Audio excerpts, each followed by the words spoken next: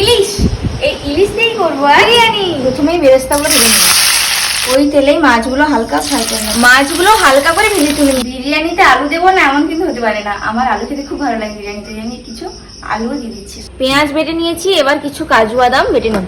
ওই তেলে এলাচ লবঙ্গ দিয়ে পেঁয়াজ বাটা দিয়ে দেবো। পেঁয়াজটা ভাজা হয়ে এলে কাজু বাদাম বাটাটা দিয়ে দেবো। লবণ, লঙ্কা গুঁড়ো, হলুদ গুঁড়ো, অল্প বিরিয়ানি মশলা, খুব অল্প পরিমাণে জল দিয়ে দেবো। গ্রেভির ওপর মাছগুলো দিয়ে দেবো। এই যে গ্রেভি কমপ্লিট হয়ে গেছে, সব কিছু নিয়ে চলে এসেছি। এবার বিরিয়ানির লেয়ারটা সাজিয়ে নেবো ওই কড়াইতে। প্রথমে কিছু ভাত দিয়ে দেবো। এবার দিয়ে দেবো ইলিশ মাছের পিসগুলো। আলুগুলো দিয়ে দিচ্ছি। বেরেস্তা দিয়ে দিয়েছি, এরপর দিয়ে দেবো ভাত। ঘি দিয়ে দেবো ওপর থেকে, বিরিয়ানি মশলা, কেশর ভেজানো দুধটা দিয়ে দেবো। লো আছে 10 মিনিটের জন্য বসিয়ে দেবো। ব্যাস, এই যে বেশ সুন্দর ঝরঝরে হয়েছে। এই রেসিপিটা আমি পেয়েছি জেঠিমার কাছ থেকে। আর আমার এই রেসিপিটা কেমন লাগলো তোমরা অবশ্যই কমেন্ট করে জানাও।